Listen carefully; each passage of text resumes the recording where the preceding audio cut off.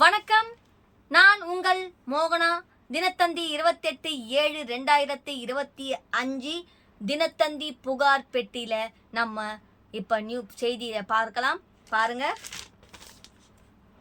புகார் பெட்டி, தினத்தந்தி புகார் பெட்டியில போட்டிருக்காங்க, படிக்கலாம், கேளுங்க. பயங்கர துர்நாற்றம். திருவள்ளுவர் மாவட்டம் செங்குன்றம் காவாங்கரை மீன் சந்தை அருகே சாலையோரமாக சிலர் மீன்களை வெட்டி கொடுக்கிறார்கள். அப்போது மீன் கடல் உணவுகளின் கழிவுகளை அங்கேயே போட்டுவிட்டு செல்வதால் அந்த பகுதியில் மிகுந்த துர்நாற்றம் வீசுகிறது. இதனால் அதன் வழியாக செல்லும் வாகன ஓட்டிகள் பொதுமக்கள் கடும் துயரத்தை அடைகிறார்கள். எனவே சம்பந்தப்பட்ட அதிகாரிகள் இதை தடுக்க உடனடி நடவடிக்கை எடுக்க வேண்டும். பொது மக்கள் அவதி. அடுத்த செய்திக்குள்ள போகலாம். செங்கல்பட்டு மாவட்டம் இரும்புலியூர் பஸ் நிறுத்தத்தை ஏராளமான பயணிகள் பயன்படுத்தி வருகிறார்கள். இந்த நிலையில் பஸ் நிறுத்தத்திற்கு முன்பாக உள்ள பகுதியில் நீர் தேங்கி உள்ளதால் குட்டை போல காட்சி அளிக்கிறது. அதாவது அந்த குட்டை போல அந்த இது அப்படியே ஒரு மாதிரி காட்சி அளிக்குதான். அந்த பகுதியில் மிகுந்த கொசு தொல்லையும் ஏற்படுகிறது. இதனால் பஸ்ஸுக்காக காத்திருக்கும் பயணிகள் சிரமத்திற்கு உள்ளாகிறார்கள். எனவே சம்பந்தப்பட்ட துறை அதிகாரிகள் இதை சரி செய்ய உடனடி நடவடிக்கை எடுக்க வேண்டும். அதாவது பஸ்ஸுக்காக காத்துட்டு இருக்காங்களே லைனா பயணிகள், அந்த குட்டையால் அந்த இது நீ தண்ணி இது பண்ணிட்டு தேங்கி இருக்கும்போது கொசு கடிக்குது. அதனால பயணிகள் ரொம்ப அவதிப்படுறாங்க. அதுதாங்க இது அது தபால் பெட்டியில புகார் கூறியிருக்காங்க. அடுத்த நியூஸை பார்க்கலாம், வாருங்கள். குப்பைகள் எரிப்பு. செங்கல்பட்டு மாவட்டம்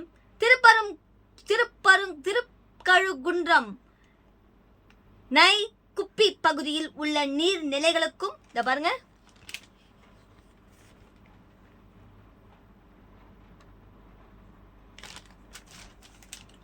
நீர்நிலைகளுக்கும் குடியிருப்புகளுக்கும் மிக அருகில் குப்பைகளை கொட்டி வருகிறார்கள். குப்பைகளை பிரித்தெடுக்காமல் பிளாஸ்டிக் குப்பைகளையும் எரிப்பதால் அப்பகுதி புகை மூட்டம் சூழ்ந்து காணப்படுகிறது. இதனால் சுற்றுச்சூழல் மாசு அடைவதோடு பொதுமக்களுக்கும் அவதி அடைகிறார்கள். எனவே சம்பந்தப்பட்ட அதிகாரிகள் அந்த பகுதியில் குப்பைகள் எரிக்கப்படுவதை தடுக்க வேண்டும். அடுத்த செய்திக்குள்ள போகலாம். இத பாருங்க, குடிநீர் பிரச்சனை சீராகுமா? இத பாருங்க, தண்ணீர், குடிநீர், குடிக்கிற தண்ணீர் இருக்குல்ல, அது இத இங்க போட்டிருக்காங்க பாருங்க. சென்னை தரமணி பகுதியில் உள்ள எம்ஜிஆர் நகரில் உள்ள குடியிருப்பு பகுதிகளுக்கு கடந்த சில மாதங்களாக முறையாக குடிநீர் விநியோகம் செய்யப்படவும் இல்லை, வழங்கப்படவும் இல்லை. குடிநீரும் கழிவுநீருடன் கலந்து வருவதால் அப்பகுதி மக்கள் மிகவும் சிரமத்துக்கு உள்ளாகிறார்கள். இதனால் குடிநீரை பணம் கொடுத்து வாங்கும் அவல நிலை காணப்படுகிறது. எனவே சம்பந்தப்பட்ட மாநகராட்சி துறை அதிகாரிகள் குடிநீரை முறையாக வழங்க நடவடிக்கை எடுக்க வேண்டும். வாங்க அடுத்த செய்திக்குள்ள போகலாம். இந்த பாருங்க, தேங்கும் கழிவுநீர். சென்னை நுங்கம்பாக்கத்தில் உள்ள வள்ளுவர் கோட்டம் ஐரோடு பகுதியில் சாலையின் இருபுறமும் பராமரிப்பு பணி காரணமாக கட்டுமான பணிகள் நடைபெற்று வருகிறது. மந்தமான பணி காரணமாக அந்த பகுதியில் மழைநீர் மற்றும் கழிவுநீர் குளம் போல தேங்கி கிடைக்கும் அவல நிலை காணப்படுகிறது. இதனால் இந்த பகுதியில் உள்ள சிறு குறு கடைகளில் வியாபாரம் பாதிக்கப்படுகிறது. மேலும் நீர் தேங்கி கிடப்பதால் கொசுகள் உற்பத்தியாகி டெங்கு காய்ச்சலும் பரவுகிறது. எனவே சம்பந்தப்பட்ட துறை அதிகாரிகள் இந்த பணியை விரைந்து முடிக்க உடனடி நடவடிக்கை எடுக்க வேண்டும். அடுத்த செய்திக்குள்ள போலாம், வாங்க. பழுதடைந்த பாதாள சாக்கடை மூடி. சென்னை பிராட்வே பகுதியில் உள்ள பெரிய தம்பி தெருவில் 100க்கும் மேற்பட்ட குடும்பங்கள் வசித்து வருகின்றன.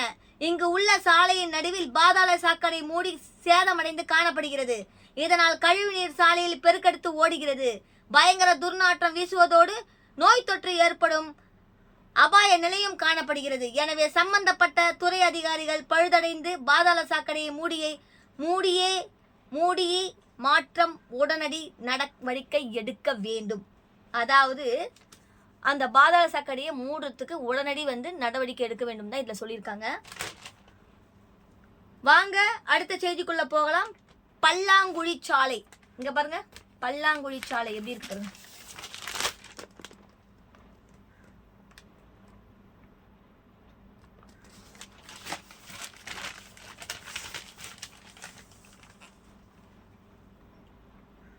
திருவள்ளுவர் மாவட்டம் சக்திவேல் நகரில் உள்ள பிரதான சாலை மிகவும் சேதமடைந்து குண்டும் குழியுமாக காணப்படுகிறது.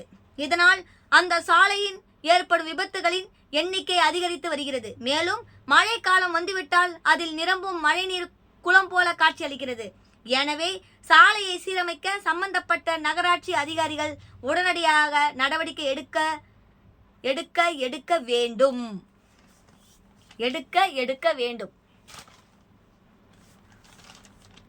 வாங்க அடுத்த செய்திக்குள்ள போகலாம். போக்குவரத்து நெரிசல். திருவள்ளுவர் மாவட்டம் மாதாவரத்திலிருந்து செங்குன்றம் நோக்கி செல்லும் நெடுஞ்சாலையில் புழல் ஏரி அருகே உள்ள சாலை சந்திப்பு சிக்னலில் பெரும்பாலான நேரங்களில் போக்குவரத்து சரி செய்ய போலீசார் நிற்பதில்லை. இதனால் சாலை விதிகளை மதிக்காமல் வாகன ஓட்டிகள் அங்கும் இங்கும் செல்கிறார்கள். இதனால் அந்த பகுதியில் அடிக்கடி விபத்துகள் நடக்கிறது. மேலும் போக்குவரத்து நெரிசலும் ஏற்படுகிறது. இதை சரி செய்ய அதிகாரிகள் உடனடியாக நடவடிக்கை எடுக்க வேண்டும். அடுத்த செய்தியில பாருங்க, குப்பைகள். பாருங்க, குப்பைகளால் சுகாதாரம் கேள்விக்குறி.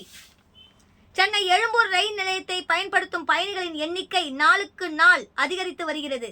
இந்த நிலையில் அங்குள்ள பயண சீட்டு முன்பதிவு செய்யும் பகுதிக்கு முன்புறம் உள்ள பகுதிகளில் குப்பைகளை அங்காங்கே சிதறி கிடப்பதால் அப்பகுதியில் சுகாதாரம் கேள்விக்குறியாகி உள்ளது. இதனால் ஏற்படும் துர்நாற்றத்தால் பயணிகள் மிகவும் சிரமம் அடைகிறார்கள். எனவே சம்பந்தப்பட்ட துறை அதிகாரிகள் குப்பைகளை உடனடியாக அகற்ற நடவடிக்கை எடுக்க வேண்டும். உயர் அதிகாரிகள் வந்தாலும் சரி, மேல் அதிகாரிகள் வந்தாலும் சரிங்க, குப்பையை குப்பை தொட்டியில் கொட்ட மாட்டாங்க. அப்படி பைக்கில் போவாங்க, யாருன்னா பார்க்குறாங்களா இல்லையான்னு பாப்பா, டொக்கு ரோட்டில் போட்டு போயிடுவாங்க. அது டொப்புன்னு சவுண்டு கேட்கும், ஏதோ வெடிக்கிற சவுண்டு கேட்கும். அதே மாதிரி அப்படியே நடந்துக்கினே போவாங்க, யாருன்னா பார்க்குறாங்களா இல்லையா பார்ப்பாங்க, டம்மான்னு போட்டு போயிடுவாங்க. அதை அவங்க எப்படி எடுப்பாங்க? குப்பை அள்ளுறவர்கள் அவங்களுக்கும் குடும்பம் இருக்குது, குழந்தைகள் இருக்குது, குட்டிகள் இருக்குது. அதனால் குப்பை குப்பை தொட்டியில் தாங்க போடணும். அங்கும் இங்கும் போடுறது, அது ஒரு மேல் அதிகாரியை பார்க்குறது, அது ஒரு கீழ் அதிகாரியை பார்க்குறாங்க. எதுக்கு? குப்பையை குப்பை தொட்டியில் போடுங்க. ஏதாவது அசந்தர்ப்பம், ஏதாவது ரொம்ப சூழ்நிலை அப்படின்னு என்னைக்குன்னா வந்ததுன்னா அங்கே ஓரமாக வைக்கணும். நீ டெய்லியும் வச்சுன்னா அப்போ குப்பை அள்ளுறதுக்கு எதுக்கு? அது ஒரு வண்டி, அதுக்கு எதுக்கு அவங்க ஒரு ஆள்? அவங்களும் ஒரு ஆளாக மதித்து குப்பையில் போடுங்க என தாழ்மையுடன் கேட்டுக்கொள்கிறேன். வாங்க அடுத்த செய்திக்குள்ள நம்ம போலாம். பாருங்க, கொசுக்கள் உற்பத்தி. திருவள்ளூர் மாவட்டம் கும்மிடிப்பூண்டி புறநகர் பகுதியில் உள்ள குடியிருப்பு பகுதிகளில் மழை காலங்களில் நீர் தேங்குகிறது. இதனால் கொசுக்கள் உற்பத்தியாகும் ஆபத்தான நிலை காணப்படுகிறது. கழிவுநீர் வெளியேற்றுவதற்கும் தகுந்த வடிகால் இல்லாததால் அப்பகுதியில் கடும் துர்நாற்றமும் வீசுகிறது. பொதுமக்களின் சிரமத்தை கருத்தில் கொண்டு மழைநீர் தேங்கி கொசுக்கள் உற்பத்தி ஆகாமல் இருக்க உடனடி நடவடிக்கை எடுக்க வேண்டும் அப்படின்னு சொல்லி இங்க போட்டிருக்காங்க. பாருங்க, பார்த்துட்டீங்களா? அப்புறம் ஒரு சின்ன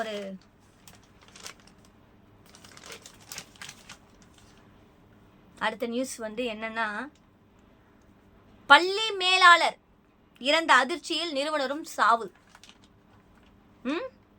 பாருங்க, பள்ளி மேலாளர் செத்தவன அவரும் அதிர்ச்சியில இறந்துட்டாரு. இந்த 2 பேர் தான். அடுத்த நியூஸ் வாசிக்கிறேன், கேளுங்க. கடலூர் ஜூலை 28 கடலூர் அருகே உள்ள திருவாந்திரபுரத்தை சேர்ந்தவர் சீனிவாசன், வயசு 87. இவர் அதே ஊரில்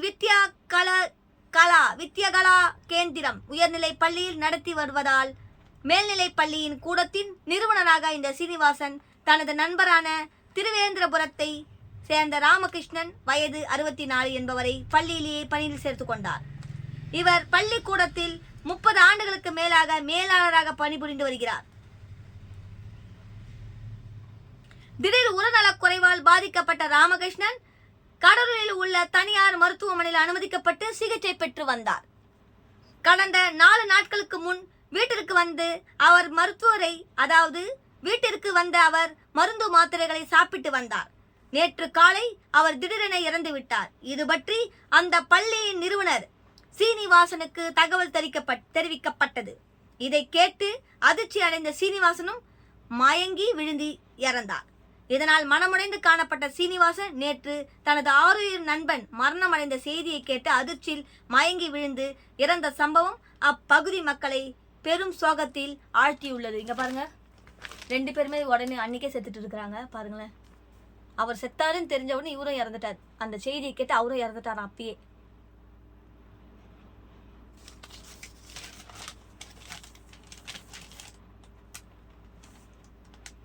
அப்புறம் பாருங்க, இந்த ஒரு பெண்ணை பாருங்கள்.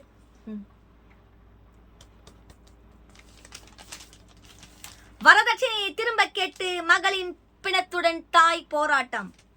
நகரி ஜூலை 28 தெலுங்கானா மாநிலம் மெதக் மாவட்டம் ராமகிருஷ்ணபூர் நகரத்தை சேர்ந்தவர் சுரேஷ். இவருக்கும் அதே ஊரை சேர்ந்த லாவண்யா வயது 29 என்பவருக்கும் கடந்த 2021ஆம் ஆண்டு திருமணம் நடந்தது. சுரேஷ் நீலகிரி சுரங்கத்தில் வேலை பார்த்து வருகிறார்.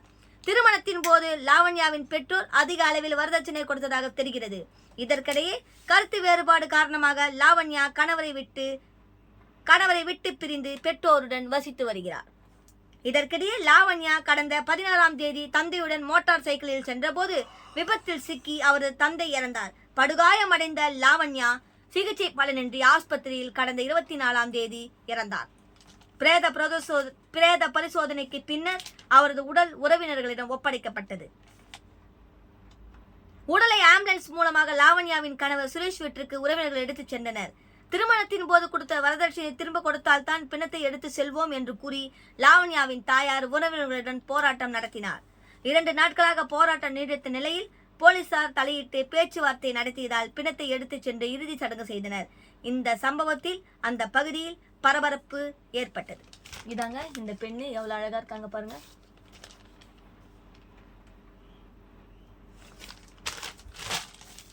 இத்துடன் இந்த செய்தி அறிக்கை முடிவடைகிறது. நன்றி, வணக்கம்.